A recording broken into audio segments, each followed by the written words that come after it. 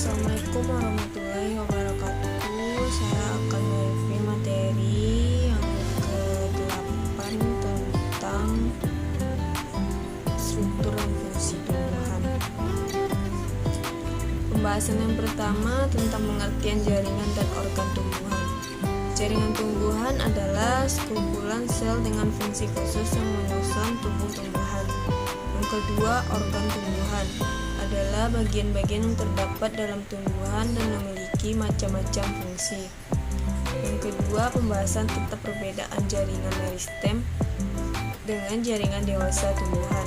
Perbedaan utama adalah bahwa sel-sel jaringan meristematik membagi berulang kali, sementara sel-sel jaringan permanen tidak memiliki kemampuan seperti itu.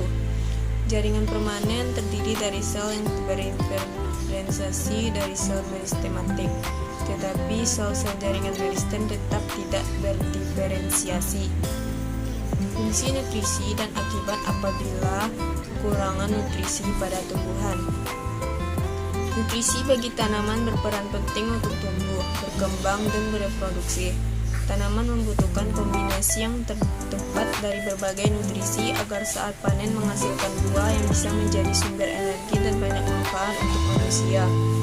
Kekurangan nutrisi pada tumbuhan, maka tanaman tersebut akan mengalami gangguan.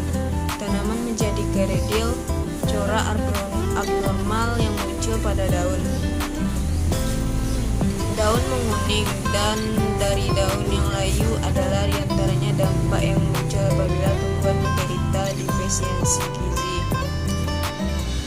Proses penyerapan air dan zat hara pada tumbuhan serta pengangkutan hasil fotosintesis. Proses pengangkutan air dan zat hara pada tumbuhan yaitu pada bagian terdahulu kamu telah mengamati bahwa akar mempunyai bulu akar. Bulu-bulu akar mempunyai peran penting dalam penyerapan air. Air dan mineral-mineral yang ada di tanah masuk ke akar secara berdifusi. Akan tetapi ada juga mineral yang harus secara aktif ditarik ke akar. Air dan mineral masuk ke akar ada yang melalui bulu-bulu akar dan ada juga yang melalui dinding sel akar. Air dan mineral yang masuk melalui itu langsung masuk ke pembuluh kayu atau xilem. Adapun yang masuk melalui dinding sel harus melalui dinding sel yang satu ke dinding sel yang lain hingga akhirnya mencapai pembuluh kayu. Yang kedua, proses pengangkatan bahan makanan dalam tumbuhan dikenal dengan translokasi. Translokasi merupakan pemindahan hasil fotosintesis dari daun atau organ sampai penyimpanannya ke bagian lain tumbuhan yang memerlukannya. Jaringan penghulu yang bertugas mengadakan hasil fotosintesis ke seluruh bagian tumbuhan adalah floem atau pembuluh lapis. Zat terlarut yang paling banyak dalam getah floem adalah gula, terutama sukrosa. Selain itu, di dalam getah floem juga mengandung mineral, asam amino, dan hormon berbeda dengan penghembutan pada pembuluh xilem yang berjalan satu arah dari akar ke daun. Pembahasan selanjutnya tentang proses fotosintesis dan faktor-faktor yang mempengaruhinya. Fotosintesis adalah suatu proses biokimia yang dilakukan tumbuhan untuk membentuk karbohidrat dari bahan anorganik.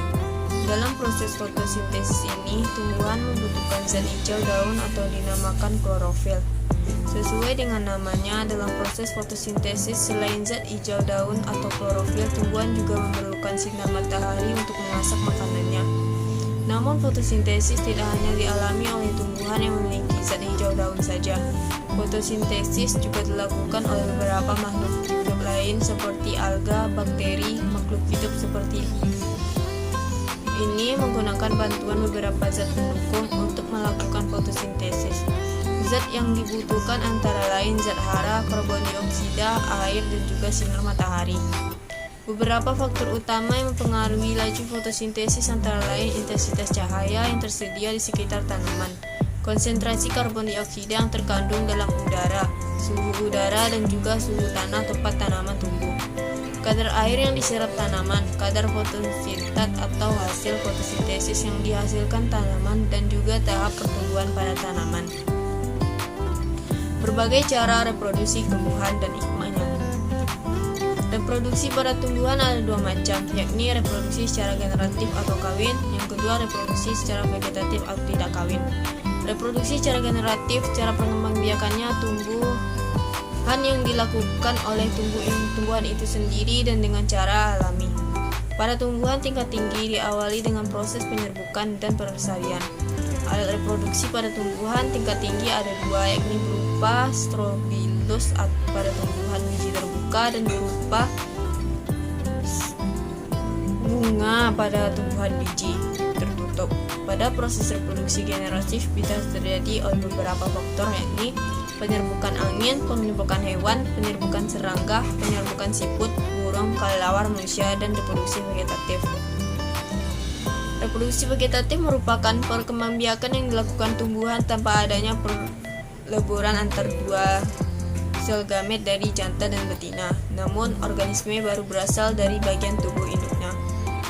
Hikmahnya, walaupun tumbuhan memiliki dua cara untuk reproduksi tumbuhan, tetapi bisa berkembang dan hidup setiap tumbuhan lain. Daur hidup pada tumbuhan. Tumbuh atau biji kecambah anak pohon berkembang biak menjadi berbunga. Kawin atau penumbukan buah menjadi biji, selanjutnya mati. Kajian Islam mengenal tumbuhan. Pertama, dan dialah yang menurunkan air hujan dari langit, lalu kami tumbuhkan dengan air itu segala macam tumbuh-tumbuhan. Maka kami keluarkan dari tumbuh-tumbuhan tanaman yang menghijau. Kami keluarkan dari tanaman yang menghijau itu butir yang banyak, dan dari bayang kurma mengurai tangkai-tangkai yang menggulai, dan kebun-kebun anggur. Terdapat pada Quran surat Al-An'am ayat 9. Kedua, dari bumi ini terdapat bagian-bagian yang berdampingan dan kebun-kebun anggur, tanaman-tanaman dari pohon kurma yang bercabang, disirami dengan air yang sama. Kami menambahkannya sebagian tanam-tanaman atas sebagian yang lain dalam rasanya. Sesungguhnya pada yang demikian itu terdapat tanda-tanda kebesaran Allah bagi kaum yang berpikir. Ar-Ra'd ayat 4. Ketiga, dialah yang telah menurunkan air hujan dari langit untuk kamu, sebagiannya menjadi minuman dan sebagiannya menyuburkan tumbuh-tumbuhan yang pada tempat tumbuhnya. Kamu mengembalakan ternakmu dan menumbuhkan bagi kamu dengan air hujan itu tanam-tanaman zaitun, kurma, anggur, dan dari segala macam buah-buahan. Sungguhnya pada demikian itu benar-benar ada tanda kekuasaan Allah bagi kaum yang memikirkannya. Quran Surah An-Nahl ayat 10-11. Sekian hasil review materi biologi, materi tentang fungsi dan struktur tumbuhan. Mohon maaf bila ada kesalahan. Wabillahi taufiq wal hidayah. Wassalamualaikum warahmatullahi wabarakatuh.